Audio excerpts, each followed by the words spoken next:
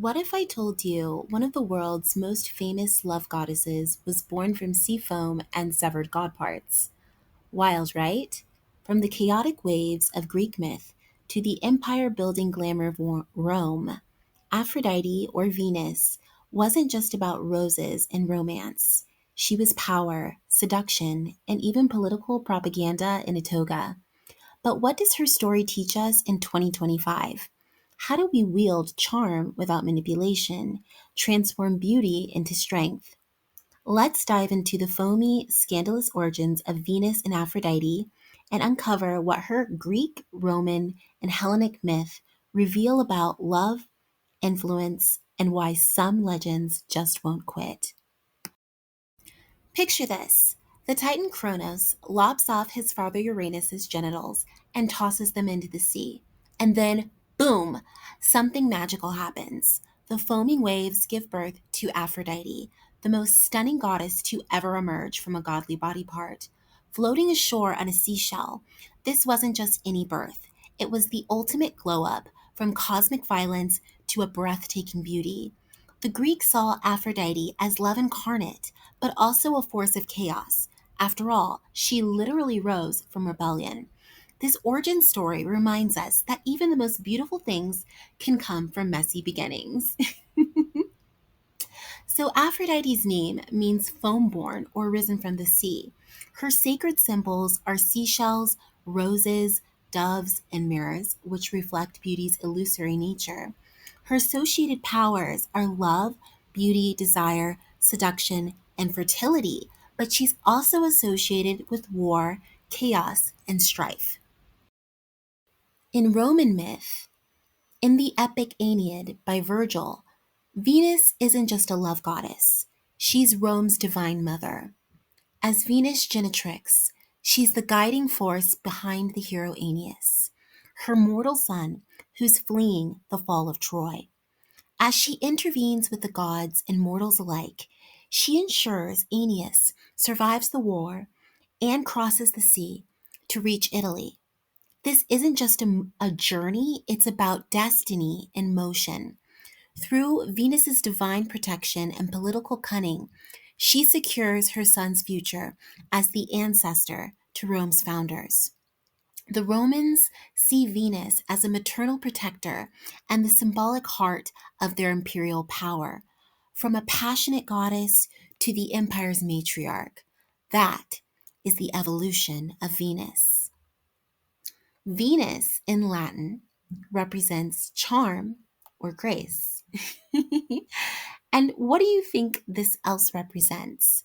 Her sacred symbols are myrtle, apples, pearls, which are associated with purity and wealth. And her associated Roman powers are love, victory, and war, which is Venus Vigatrix, prosperity, and political harmony. In Rome, there are many different aspects of Venus, and I'm going to list some of their names and their powers here. So, what was the psychological and societal symbolism of this goddess for these two different societies? From the Greek perspective, Aphrodite represented beauty born from chaos. There was a duality of love because Aphrodite embodied Eros, which was also known as a god, and that represented passionate love, and mania, which is obsessive love. And this kind of showed love's power to create and destroy. Aphrodite was also a reflection of Greek values. She was seen as beauty that was divine yet dangerous. Think of how Helen of Troy's beauty caused war. And she was also a reflection of female sexuality as both being revered and feared because Aphrodite was worshipped but also blamed for men's downfall. She was also a reflection of Grecian patriarchal control. Zeus married her off to Hephaestus, who was a lame smith god, to neutralize Aphrodite's disruptive power. Now, from the Roman perspective, Venus was seen as love and order and empire. Venus was kind of seen as this all unifying force. Unlike Aphrodite's chaotic origins, Venus was more seen as a stabilizing mother goddess who legitimized Rome's imperial destiny. She was also a reflection of Roman values, but she was a reflection of the values of marriage and matronly duty. She was linked to Padisha, Venus Padisha, who was associated with feminine modesty. She was also associated with political propaganda.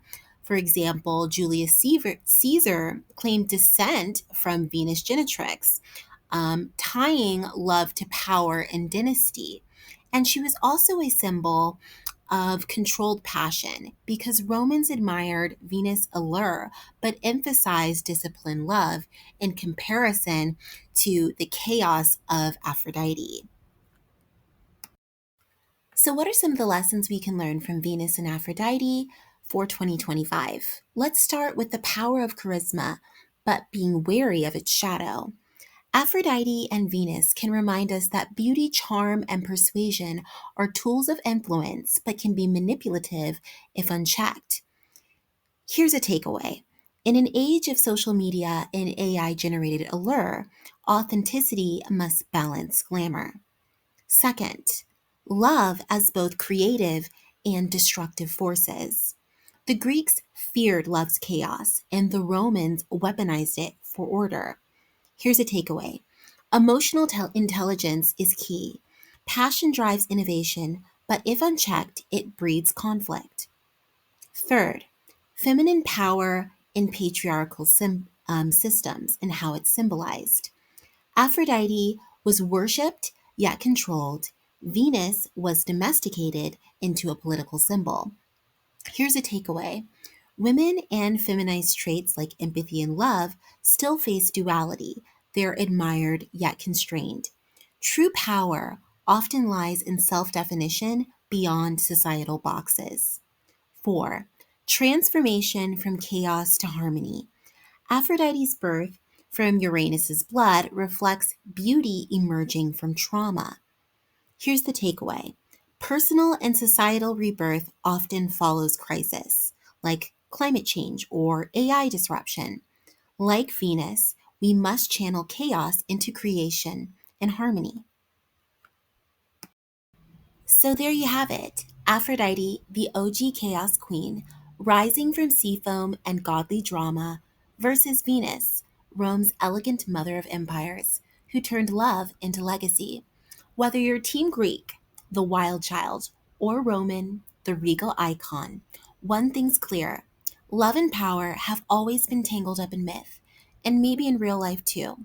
So next time you see a seashell or hear a love story, remember, behind every happily ever after, there's probably some divine mischief or a political agenda. Stay legendary, folks. I'm Lionessa Hart, and I hope you enjoyed Lessons from the Birth of Venus and Aphrodite.